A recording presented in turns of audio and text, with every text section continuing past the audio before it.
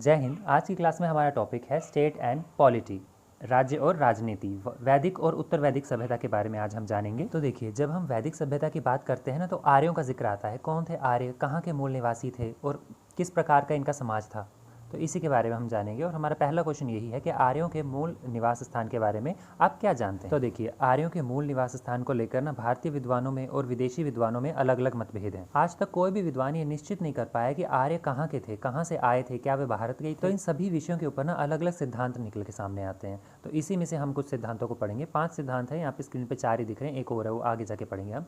तो पहला है हमारे पास भारतीय सिद्धांत। इस सिद्धांत के अनुसार ये माना जाता है कि जो आर्य लोग थे ना, जिन्होंने वेदों की रचना की थी, तो वे लोग भारत के ही मूल निवासी थे। आर्य ग्रंथों में कहीं भी ऐसा उल्लेख नहीं मिलता है कि आर्य जो थे वो बाहर से आए थे। आर्य ग्रंथ कौन से हैं? ऋग्वेद है, सामवेद है, यजुर्वेद है, अथर्ववेद है, फिर ब्राह्मण ग्रंथ है, आरण्यक है, तो ये पुराण है, ये सारे के सारे क्या हैं? आर्य ग्रंथ हैं। और आर्य ग्रंथ ऋग्वेद में तो ये बात भी कही गई है कि जो आर्य लोग थे ना, ये समाज जो था ना, सारा का सारा ये कहाँ बसा हुआ था? सप्त सिंधु में बसा हुआ था, यानी कि 7 नदियों वाले प्रदेश में बसा हुआ था। ये पंजाब वाला एरिया जो है। ऋग्वेद जो सबसे बड़ा वेद है, उसकी तो रचना भी यहीं पे हुई थी। ये जो उल्लेख है ना, स्वयं ऋग्वेद में मिलता है। तो इसी की वजह से विद्वान जो है ना, वो ये मानते हैं कि कश्मीर, हिमाचल, पंजाब वाले एरिया में ही आर्य रहते थे और यही इनका मूल निवास स्थान था। तो ये पहला सिद्धांत था, जिसके अनुसार माना गया कि आर्य जो थे ना, वो भारत के ही मूल निवासी थे। अब दूसरे सिद्धांत की बात कर ले। तो बाल गंगाधर तिलक जी के अनुसार ये माना गया कि आर्य जो थे वो उत्तरी ध्रुव से आए हुए थे। क्यों? क्योंकि ऋग्वेद में एक जगह पे ना वर्णन मिलता है कि 6 महीने के दिन होता था, 6 महीने की रात होती थी। तो 6 महीने दिन और 6 महीने रात जो है वो उत्तरी ध्रुव और दक्षिणी ध्रुव में ही पाया जाता है। तो दक्षिण ध्रुव में तो जा नहीं सकते, तो उत्तरी ध्रुव से ये लोग आए थे, इनका ऐसा मानना है। ईरानियों का जो धर्म ग्रंथ है ना, उसमें भी इस बात का प्रमाण मिलता है कि आर्य जो थे वो उत्तरी भाग से आए हुए थे। तो ये था दूसरा सिद्धांत। तीसरा सिद्धांत कहता है कि आर्य जो थे वो मध्य एशिया से आए हुए थे। अंग्रेजी विद्वान मैक्स मूलर जो है ना, उनका मानना है कि ये जो आर्य थे ये मध्य एशिया से आए हुए थे, लेकिन रोड्स का मानना है कि ये बैक्टीरिया प्रदेश से आए थे। और इसी तरह से जो एडवर्ड मेयर है, उनका मानना था कि ये पामीर के पठार वाले इलाके से आए थे, लेकिन ये सारे के सारे मध्य एशिया में आते हैं। तो इसलिए इन सभी को एक ही सिद्धांतों में रखा गया है। इन विद्वानों को ऐसा क्यों लगता है कि भारतीय जो आर्य हैं वे मध्य एशिया से आए हुए थे? तो देखिए, वेद हो गए या फिर अवेस्ता हो गया, जो ईरानियों का धर्म ग्रंथ है, तो दोनों में एक जैसा वर्णन मिलता है और दोनों के दोनों ही ये मान लिया गया है कि यहाँ के मूल निवासी नहीं है, कहीं और इलाके से आए हुए थे। तो अंग्रेजों ने कुछ ना कुछ तो कहानी घड़नी थी। तो इस सिद्धांत के अनुसार उन्होंने ये बोले कि ये यूरोप से आए हुए थे, क्योंकि आर्य जो होते हैं ना वो गोरे थे। तो गोरी नस्ल को यूरोपीय लोग जो है वो हमेशा अपने आप से कोरिलेट करते हैं। ऐसा सिर्फ इसलिए है क्योंकि भारत में रहने वाले जो आर्य है, उनका धर्म ग्रंथ वेद हो गए जितने भी, और ईरान में रहने वाले जो उनका अवेस्ता, तो इन दोनों में जो समानता है ना, वो एक सी है। बहुत सारी समानता है इनमें, तो जिसकी वजह से ये लोग कहते हैं कि ये दोनों जो है वो मध्य एशिया वाले इलाके से आए हुए थे। चौथा सिद्धांत है हमारे पास यूरोपीय सिद्धांत। अब कुछ विद्वानों का मानना है कि ये यूरोप से निकल के आए हुए थे। देखा, मैंने बताई दिया आपको कि ये अपने आप से ही कोरिलेट करना चाहते थे। सर विलियम जोन्स भाषा का उदाहरण देते हुए कहते हैं कि संस्कृत में जैसे द्वि होता है ना, दो को द्वि कहते हैं, वैसे लैटिन भाषा में ये दुओ हो जाता है। फिर आयरिश भाषा में, जो आयरलैंड की, उसको दो कह देते हैं उसमें, और गौथिक लैंग्वेज में ये त्राई हो जाता है। लेकिन लुधियानन लैंग्वेज है, उसमें ये द और इंग्लिश में टू हो जाता है। तो ये एक सीक्वेंस बताया कि यहाँ पे द था, धीरे धीरे वो वर्ड बदलता गया और वहाँ जाके टू हो गया। इस तरह से, इसी तरह से वे एक और उदाहरण देते हैं जिसमें कहते हैं कि संस्कृत में जैसे पितृ होता है और जैंत में ये पेतर हो जाता है, ग्रीक में ये पतेर हो जाता है, लैटिन में इसे पेतर बोल देते हैं, गौथिक में ये फादर हो जाता है और इंग्लिश में ये फादर हो जाता है। तो पितर जो हमारे पिता है वही फादर, मतलब एक ही वर्ड है, मीनिंग भी एक ही है देखो, और वर्ड भी थोड़े थोड़े मिलते जुलते हैं। तो मिलते जुलते वर्ड्स को इन्होंने ये कह दिया कि ये यूरोप से ही आए हुए थे और भाषा बदलती गई जैसे जैसे ये आगे जाते गए। मतलब कुछ ना कुछ करके ये साबित करना चाहते हैं कि जो आर्य थे, जो विद्वान लोग थे आर्य इतने ज़्यादा विश्व भर के, तो वे सारे के सारे यूरोप से आए हुए थे। और इसी के संदर्भ में आगे और कहते हैं कि यूरोप में ये 3 स्थानों से आए हुए मान सकते हैं इनको। एक तो जर्मनी, क्योंकि जर्मनी के जो लोगों का जैसा उनका शारीरिक बनावट है ना, सेम वैसी ही बनावट जो थी वो आर्य लोगों की थी, ठीक है। और इसके अलावा कहते हैं एक हंगरी और एक दक्षिणी रूस अर्थात जहाँ पे आज यूक्रेन है। 5वां सिद्धांत था तिब्बत का सिद्धांत। अब कुछ विद्वानों का ये मानना था, जैसे कि स्वामी दयानंद सरस्वती जी हैं, तो इनका कहना था कि ये सारे ना तिब्बत वाले इलाके से आए थे। क्योंकि अगर आप ऋग्वेद में जो ये वर्णन मिलता है हमें, जैसे कि बाल गंगाधर तिलक जी ने बताया कि 6 महीने वाली बात होती है, 6 महीने रात होता था, 6 महीने दिन होता था, ऐसा उसमें वर्णन काफ़ी जगह पर मिलता है ऋग्वेद में। तो 6 महीने दिन और 6 महीने रात वाला जो इलाका है ना, वो तिब्बत भी है।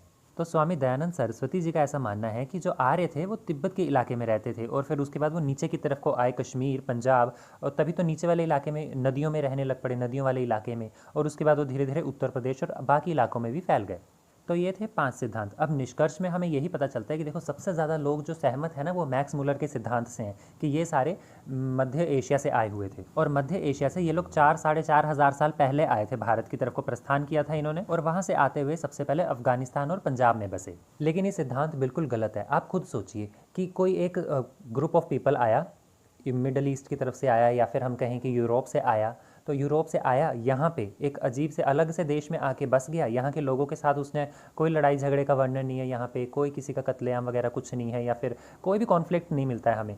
और फिर भी यहाँ पे बसे, यहाँ पे बस के उन्होंने एक लैंग्वेज डेवलप कर ली, संस्कृत, जो वर्ल्ड क्लास लैंग्वेज है। आज कंप्यूटर AI जो है उनको कोड करने के लिए सबसे सटीक लैंग्वेज जो है वो संस्कृत ही है। एक लैंग्वेज डेवलप कर ली, और उसके बावजूद भी यहाँ पे आके यहाँ के लोगों का धर्म अपनाया, मतलब अपना धर्म लेके नहीं चले, यहाँ जहाँ पे बसे वहाँ पे उन लोगों का धर्म अपना लिया। इस प्रकार की एक आप थ्योरी अगर सोचोगे तो आपको पता चलेगा कि आर्य जो थे ना वो भारतवासी ही थे, कोई बाहर से आए हुए नहीं थे। अदरवाइज़ आप यूरोप में जाते हो तो यूरोप में सभी की लैंग्वेजेस जो हैं वो कहीं ना कहीं एक दूसरे से मिलती हुई हैं, क्योंकि वो सारे एक ही जगह से निकले पड़े हैं।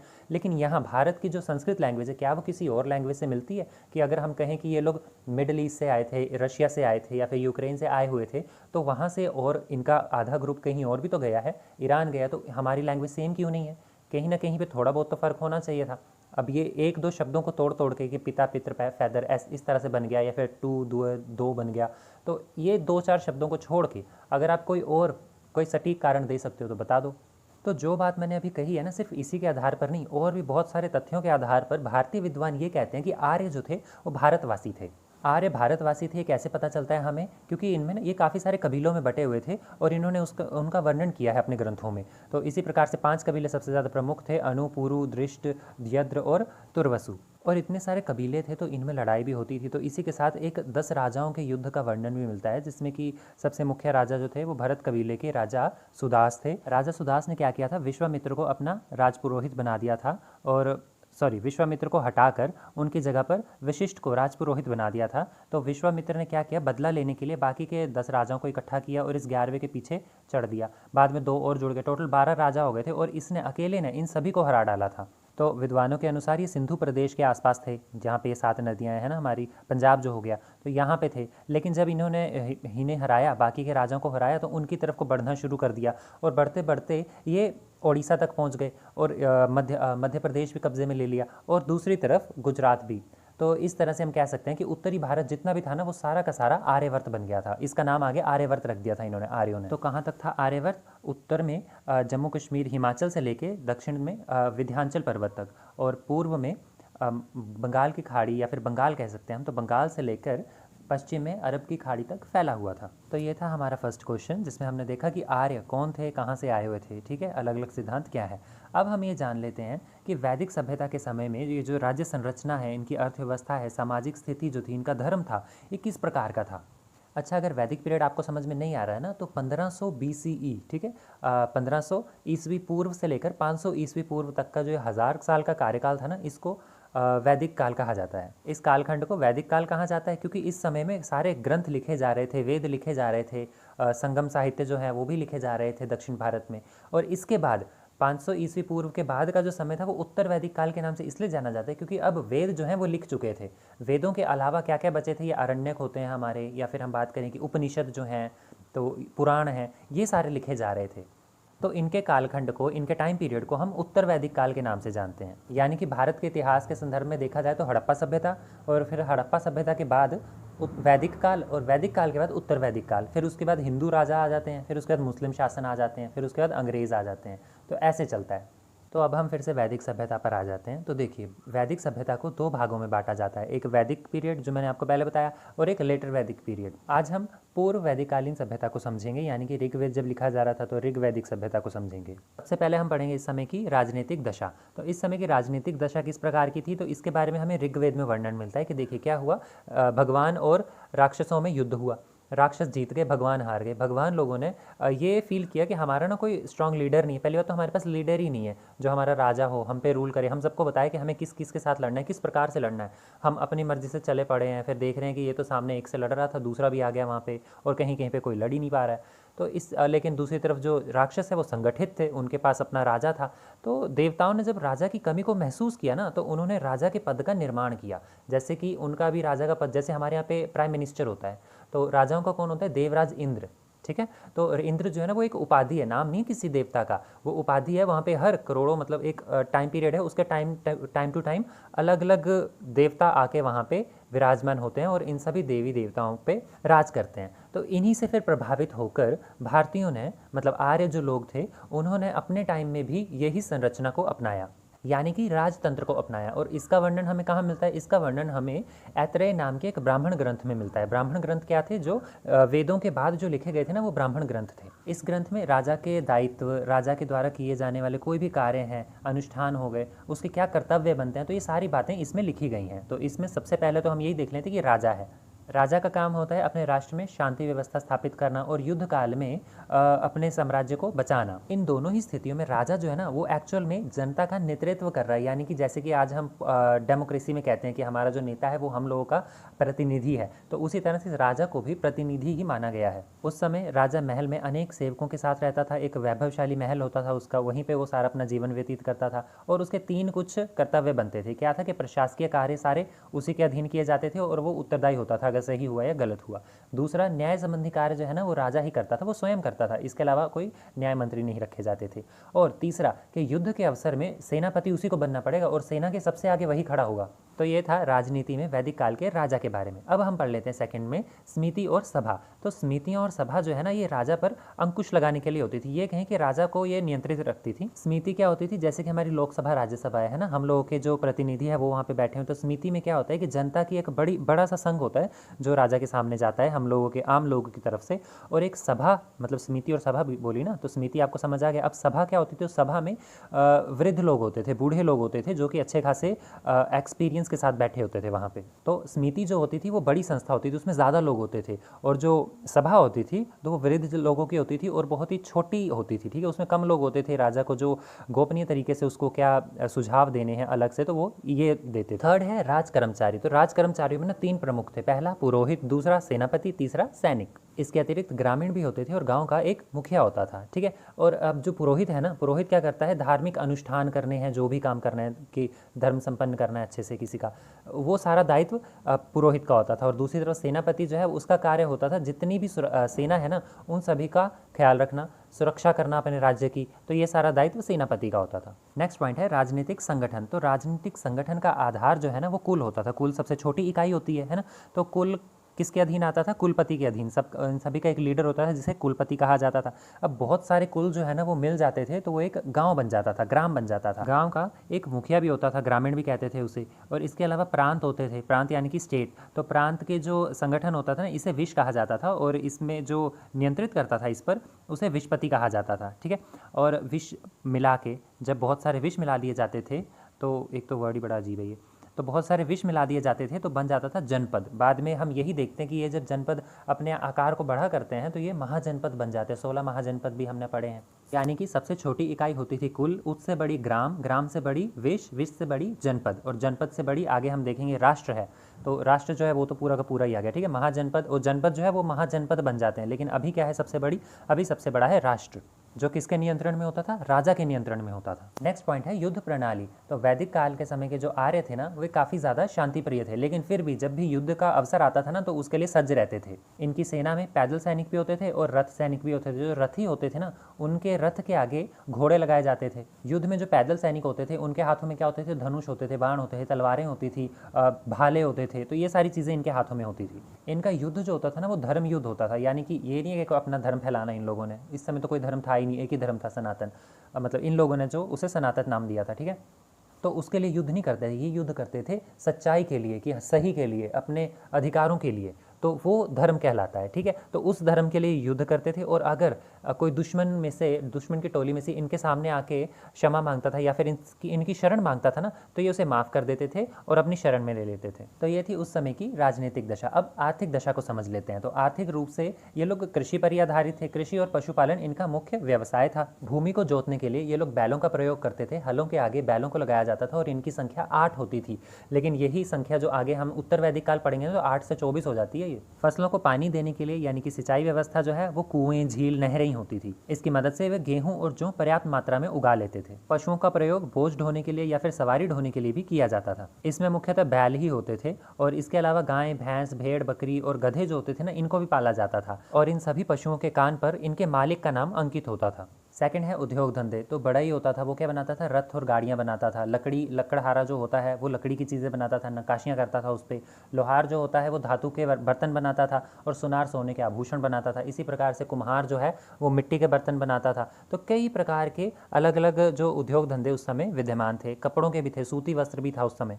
थर्ड है व्यापार। तो व्यापार जो है ना वो विनिमय के द्वारा होता था, यानी कि वस्तुएं आदान प्रदान के द्वारा किया जाता था। और विनिमय का माध्यम क्या था, गाय कि गाय लेके जाते थे, गाय देते थे, उसके बदले में सामान खरीद लेते थे। सोने के सिक्कों को निशक कहा जाता था और व्यापारियों को पणी कहा जाता था। कर्जा देने की प्रथा भी प्रचलित थी और इनके व्यापार का जो आयात निर्यात होता था वो सड़क से होता था या फिर जल मार्ग से होता था, जल से नाव से लेके जाते थे। तो ये थी वैदिक काल की आर्थिक दशा। अब हम पढ़ेंगे सामाजिक दशा। आर्यों का सामाजिक जीवन काफी सादा था। इस समय में ब्राह्मण, क्षत्रिय, वैश्य, शूद्र 4 वर्ण थे और ये वर्ण केवल नाम मात्र थे। यहाँ पे कोई भी जाति प्रथा नहीं थी, कोई भेदभाव नहीं था। तो इसमें फर्स्ट पॉइंट है हमारा कुटुंब। कुटुंब यानी कि परिवार। जो परिवार होता था ना वो पितृसत्तात्मक होता था। इसका मुखिया जो होता था वो पिता ही होता था, घर का सबसे बड़ा व्यक्ति।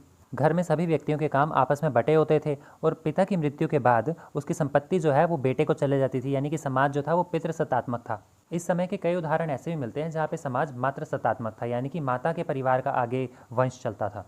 सेकंड है स्त्रियों की दशा। तो इस समय स्त्रियों की दशा काफ़ी ज़्यादा अच्छी थी। इन्हें बहुत ज़्यादा सम्मान दिया जाता था और सम्मान एक्चुअली इन्हें प्राप्त था। ठीक है, क्यों? क्योंकि स्त्रियां जो थी ना वो धार्मिक अनुष्ठानों में भाग लेती थी, पढ़ती लिखती थी, किताबें भी लिखती थी, वीरांगनाएं होती थी और इन्हें अधिकार था कि स्वयं अपने पति का चुनाव कर सकती हैं। ये जो है ना ऋषियाँ भी होती थी, यानी कि ऋषियों की श्रेणियों में भी आती थी जो लोग रचनाएं करती थी। में कुछ नाम भी देखने को मिलते हैं हमें, जैसे कि विश्वारा है, लोपामुद्रा, शची, पोपा। इस समय में पर्दा नाम की कोई भी प्रथा प्रचलन में नहीं थी। नेक्स्ट है विवाह प्रथा। तो विवाह, राजा जो है ना वो काफ़ी सारे विवाह करता था, लेकिन आम जनता जो है वो केवल एक ही विवाह करती थी। और विवाह जो होते थे ये 8 प्रकार के होते थे। उत्तर वैदिक काल में भी जो कौटिल्य की अर्थशास्त्र है उसमें भी 8 प्रकार के विवाहों का वर्णन मिलता है हमें। और विवाहों में सबसे प्रचलित जो चीज़ होती थी वो होती थी दहेज प्रथा। नेक्स्ट है भोजन। तो आर्य लोग काफ़ी सादा भोजन खाते थे, जिसमें गेहूं, जौ, घी, पनीर होता था, इनका सेवन करते थे। इसके अलावा जो लोग नॉनवेज खाते थे ना, मांस खाते थे, वे लोग मांस में बकरी और भेड़ का मांस खाते थे। गाय को मारना एक जघन्य अपराध माना जाता था, यानी कि विश्व का सबसे बड़ा अपराध माना जाता था। और इसके अलावा शादी विवाह में बैल का मांस भी पकाया जाता था। और कुछ लोग तो सुरा नाम का जो एक पेय पदार्थ होता है, शराब होती है, वो भी पीते थे। आगे है वेशभूषा। तो वेशभूषा क्या होती थी, इनकी 3 प्रकार के वस्त्र पहनते थे ये लोग। एक तो नीचे की तरफ पहनते थे, उसे नीच कहते थे, शरीर का निचला अंग ढकने के लिए। शरीर के ऊपरी अंग को ढकने के लिए जो पहनते थे उसे वास कहते थे।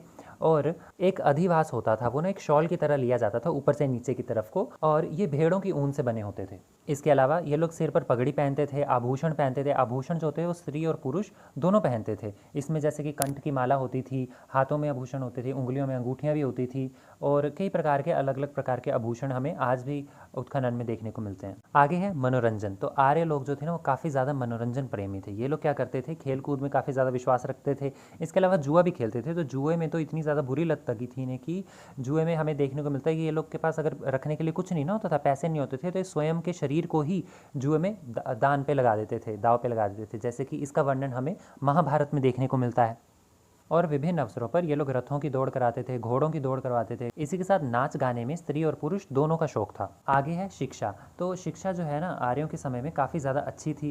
ये क्या करते थे, गुरुकुल में पढ़ते थे। उस समय शिक्षा हर कोई प्राप्त कर सकता था और जो अब शिक्षा प्राप्त करके आगे गुरु बनने का सामर्थ्य रखता था ना उसे ब्राह्मण की श्रेणी में डाला जाता था। बच्चे जो होते थे, विद्यार्थी, वो गुरु के घर में ही जाके वेदों का अध्ययन करते थे और वहीं पर उनसे शिक्षा ग्रहण करते थे। इसी के साथ ध्वनि, स्वर, शब्द और विद्या जो होती थी ना इसके काफ़ी ज़्यादा उन्नत दशा में हमें देखने को मिलती है उस समय की। तो ये थी वैदिक काल की सामाजिक दशा। आगे इस क्वेश्चन का लास्ट पार्ट है धार्मिक दशा। आर्यों का जो धर्म था ना वो बहुत ज़्यादा सरल था। वो लोग प्रकृति की पूजा करते थे, क्योंकि प्रकृति से जुड़े हुए थे, पशु पालते हैं, प्रकृति में ही रहते हैं सबसे ज़्यादा, तो वे प्रकृति से जुड़े हुए थे। और इसमें जो मुख्य देवता थे ना इनके, वो कौन कौन से थे, पृथ्वी की पूजा करते थे, सोम, अग्नि, इंद्र, वायु, सूर्य की पूजा करते थे ये लोग। इन सभी को देवता मानते थे और भगवान जो है उसकी श्रेणी, मतलब उसकी कोई अलग अलग श्रेणियाँ नहीं थी, केवल एक ही होता था, एक ईश्वरवाद में विश्वास रखते थे। मूर्तियाँ नहीं होती थी इस समय, मूर्ति पूजा नहीं करते थे ये लोग। जैसे आज भी हिंदू धर्म में भगवान जो है वो विष्णु को माना जाता है, ऑलमाइटी। उसके अलावा बाकी सभी को देवता माना जाता है। सेकंड है एक ईश्वरवाद में विश्वास। तो आर्य एक ईश्वरवाद में ही विश्वास रखते थे, एक ही ईश्वर में। इसके अलावा जो ऋषि मुनि होते थे वो भी एक ईश्वरवाद के सिद्धांत को ही आगे बढ़ाते थे, जिसे सत्य कहते थे। सत्य मतलब एक ही है। और विद्वान जो है वो उसे अलग अलग नामों से पुकारते थे, जैसे किसी ने अग्नि बुला दिया, किसी ने यम बुला दिया, किसी ने मातरेश्वर बुला दिया। तो इस तरह से अलग अलग नामों से पुकारा जाता था।